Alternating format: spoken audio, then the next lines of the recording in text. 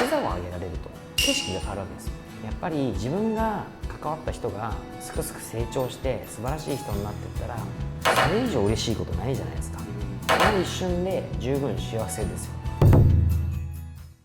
実は最近ですね、会社から昇進の話をもらったんですけど、実際管理職って罰ゲームみたいなもんじゃないですか。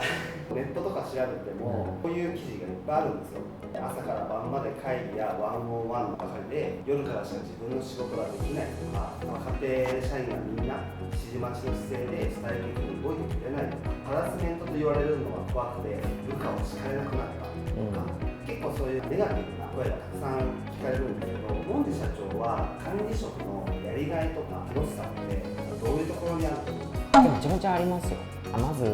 僕の罰ゲームとかなりたくないとか、やっぱ意味わからなくてですね、一つはその罰ゲームって言ってる人たちって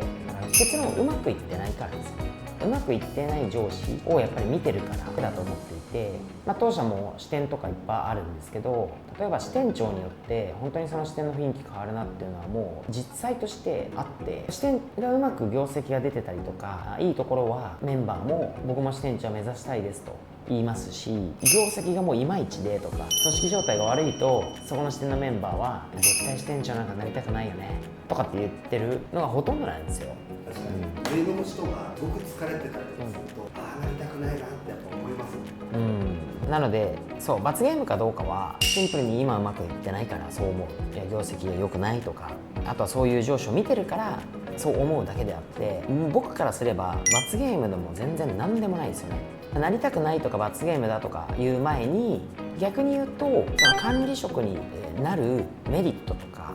管理職になったらどうするかっていうのを念頭しておくのがやるべきことだなと思います。僕メリットいっぱいあると思っていて、やっぱり成長をしたいじゃないですか。で基本的にやっぱ会社に求めるものとか、やっぱ自己成長とかそういうもの多いと思うんですよね。でやっぱ成長の機会ですよね。管理職って言ったら機会であって、それをちゃんとやれば自分の成長につなげられて、でまたさらなる大きな機会をもらえてっていう、その成長ループに入れるわけで、もう全然やるべきだなと、とにかく成長機会だなと思うのが一つですね。あとちょっと思考を言っていくと、そもそも一人でできるものって限界があるじゃないですか。だからより大きなこととかより何かをやりたいと思ったら絶対一人じゃ無理なんですよ。一人でできないことがチームだったらできるっていうメリットありますよね。だからリーダーバリューというか、そこに価値は一つありますと。例えば一人で営業で100件受注する、でもこれ10人いたら1000件できる可能性があるし、1人10件ずつ上がったら1100件になるわけじゃないですか。これはやっぱり統率できたりとか、より大きな成果を出せるっていうのはリーダーのメリットですよね。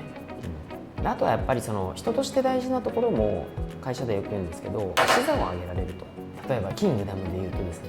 将軍の見る景色ですみたいなことがありますけど、要は一戦闘員で戦ってるうちは一戦闘員の視線しか見ないんですよね。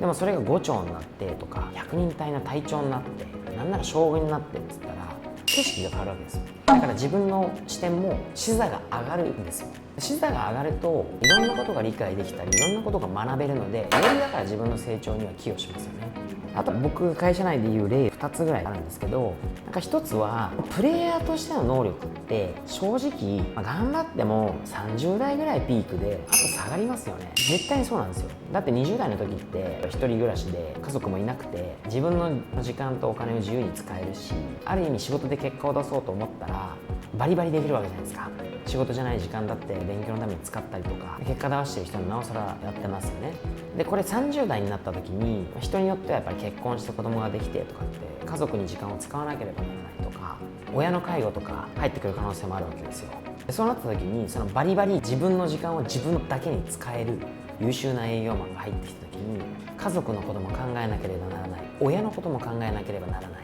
いろんなことを考えなければならない状況のハンディを背負って、その20代の優秀な営業マンに勝つ自信ありますと。だからやっぱ年を取れば取るほどプレイヤーではなくてマネジメントとか知識と経験をちゃんと生かして結果を出すようになっていかないと、年を取れば取るほど結果出せないくなりますよね。だから結果を出すために使う能力が年を追うごとに変わっていくわけですよ。自分は50代になっても60代になってもその20代の社員には負けるつもりがありませんって本当にそう思って、50代になっても60代になっても身体的にもメンタル的にもライブ環境的にも本当にそれができると思ってるんだったら別にいいんじゃないですかと。でもいろんな人を見てる中で多分それは無理ですね。何を使って結果を出すかっていうのを変えていかなきゃいけないんですよね。もちろん体と脳と考えた時に若い時は体も脳もバリバリ使えると。年取ってくると脳は使えるけど、でも学習能力も若い人が高いんで、正直知識と経験で勝負するしかないんですよ。知識と経験を生かしてマネジメントサイドに移っていかないと、それこそ稼いだりするとかって無理ですよ。後で後悔しないためにも、ちゃんと早めにそういうところを意識してなれるチャンスがあるようになって経験した方がよっぽどいいですよね。20代の時はタイトルとチームに使う時間もあるので、先陣を切って戦える時も、だんだん年齢が上がるにつれて変えていかないといけない状況になってくる人たちが多いので、管理職を経験しておいた方がスキルも身についてくるというような感じです。そうですよね。なんかやっぱり若い人の良いところとか特権って本当に身体的はもちろんですけど、さっき言ったようにやっぱ学習能力、記憶力とか全部が若い方が優秀ですよ。でその時に何を学ぶかっていうのが一番大きいわけですよね。過去を振り返って思うのは、若い時に働けたってことは、若い時にスポンジのような吸収力があった時にいろんなことが経験できたっていうのはやっぱすごい大きいわけですよ。だとしたら20代の時に管理職になるためにと結果を出すために何を学ぶかとかに頭をよっぽど使わないと、40代になってやべえと今から管理職勉強しようと思ってもそれも負けますよ。だからやっぱりなりたくないとか罰ゲームだとかじゃなくて、やる可能性を考えて対峙した方がいいですよね。どんだけすごいサッカープレーヤーがいたとしても年齢つぶに衰えてきますよね。いずれ選手は引退しなければなりませんと。でそこでやっぱりその後稼ぐ力っていうのは、普通に考えたら監督とかコーチとか、言うなら監督ですよね。これがいわゆるマネージャーじゃないですか。スポーツの世界そうなってるじゃないですか。三浦和選手みたいに50代になっても現役でいられる、あれ相当な努力しないとダメですよ。そうですね。普通の人はほとんどいないですよ。ビジネスも基本やっぱそうですよ、見てて。そうやって考えてみると、そうやりたくないとか罰ゲームとか言ってる暇はないんですよ。そう言ってるうちに時間が過ぎるのが一番もったいないですよね。やっぱりあとは僕の考え方ですけど、家族関係とか子育ては役立ちますよ。特に子育て、いかに自分以外の他人を教育するとか成長させるかってことじゃないですか。これ子育てと一緒ですよね、考え方は。家族だから他人だからとか置いといて、部下でも子供でもより良いと思われる方向に向かわせてあげるとか気づかせてあげるとか、そういうのは結構醍醐味で、僕からしたら子供も部下も似たようなもんですし、でもやっぱり自分が関わった人がすくすく成長して素晴らしい人になっていったら、それ以上嬉しいことないじゃないですか。子育てもそうですよね。自分の子供がすくすく育って立派な人間になってくれたら、それ以上に喜びないじゃないですか。部下も同じだと思うんですよ。そういう醍醐味も味わえますし、そういうふうにちゃんと真剣に取り組んでたら自分の子育てとかもすごく役立ちますし、コミュニケーションの取り方とか学べること本当に多いですよね。部下の方がなかなか自分が言った通りに成果が出せないとか、我慢も結構必要かなとは思うんですが、そういう中でも日々部下の方をマネジメントしていくときにどういうところにやりがいであったり喜びを感じるのかなってちょっと聞いてみたかったです。思い通りにいかないのが当たり前で、だって他人が何を思ってるとか他人の価値観なんて正直 100% 分からないじゃないですか。思ってる通りに 100% いくと思ってること自体が最初間違いだと思っていて、分かり合えない前提からでもいかに分かり合うかみたいなことを考えてやるわけで、嬉しい瞬間とかは山登りみたいなもんで考えてますよね。例えばじゃあ山を登った時に最後頂上に登った時に達成感と景色が見えるわけじゃないですか。その一瞬のために1時間2時間登るわけじゃないですか。人生もそうですし、教育とかそういうところも多分同じで、結構大変なこととか苦労が9割あったとしてすごい良かったなって思うのは一部なんですよ。1割もないかもしれない。でも逆に9割とか大変だったからこそ本当に素晴らしい成果を出した時とか素晴らしい成長を実感する機会があった時に、この一瞬で十分幸せですよ。プレイヤーだと自分個人一人が喜んでますけど、でもチームで成長できたり成果を出せたりするとみんなで喜べるから、喜びも2倍3倍になる感じがします。だから本当子供の成長もそうじゃないですか。例えばできなかったことができるようになってすごいというふうに喜べるわけじゃないですか。部下も一緒ですよねと。だからそう言い方悪いですけど部下もしたくないとか管理職やりたくないって究極いくと自分のことしか考えてないんじゃないですかって話も思いますし、そういう人って他人の面倒見たくない、自己利益が大事だ、自己利益を最大化してるように一瞬思ってますけど、多分ものすごく勘違いで、本当の自己利益を考えるんだったら他者利益を考えて自分がする喜びではなくて与える喜びというか他者利益をやっていくと、これが究極最後巡り巡ってきて最大の自己利益につながりますけどね。いつまでも与えられる側でいいのかっていう、社長は19歳の時から管理職経験をされたと思うんですけど、最初からそういうモチベーションとかマインドでマネジメントできたんですか？僕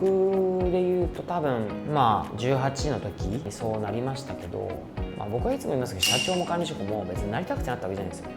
ただ自分の役割とか自分の所属してるチームとか自分の会社のことを考えたら成果を出すということが多分目的じゃないですか。その成果を出すためにはどうしたらいいかっていうのを考えたり行動してたり言ってたりとかした結果、やれって言われただけなんで、当然やれって言われてから、18の時なんか全員年上ですよね。そうですね。なんなら20個30個年上の人もいましたと、当然向こうからしてもこんな若造の、言うことなんて聞きたくないって言われるわけですよ。でも成果を出すために動いてもらわなきゃいけないんで、どうやったら動いてもらうかを一生懸命自分なりに試行錯誤して参考になる人がいたら盗んでみたいに、とにかく成果を出すために動いてもらうためにどうするかっていうのを考えてやってきただけですよね。で経営者になってからもちろん、勉強もしましたし学んできましたけど、はい。ありがとうございます。森社長、本日ははい、ありがとうございました。巷でですね、言われている管理職は罰ゲームということに対して、森社長が思うですね、楽しさであったり、やりがい、改めてになりますが、まとめていただければと思います。とにかく管理職も機会ですと、自分の成長を考えれば、チャンスの機会であると。でとにかく管理職になると視座が上がっていろんなことが見えるようになりますし、一人でできないことが集団でできるようになりますし、自分が手錠にかけた人とかが成長していく姿を見ることが何よりの喜びになると思うので、ぜひ前向きにチャレンジしていただきたいと思います。このチャンネルでは現場の様子や会社のイベントとか研修、そしてビジネスに役立つスキルなどさまざまな動画を配信しておりますので、ぜひチャンネル登録いただければと思います。そして、この動画にもいいねをいただけると大変嬉しいです。アプリでは常に働く仲間を募集しておりますので、ぜひご連絡いただければと思います。ありがとうございました。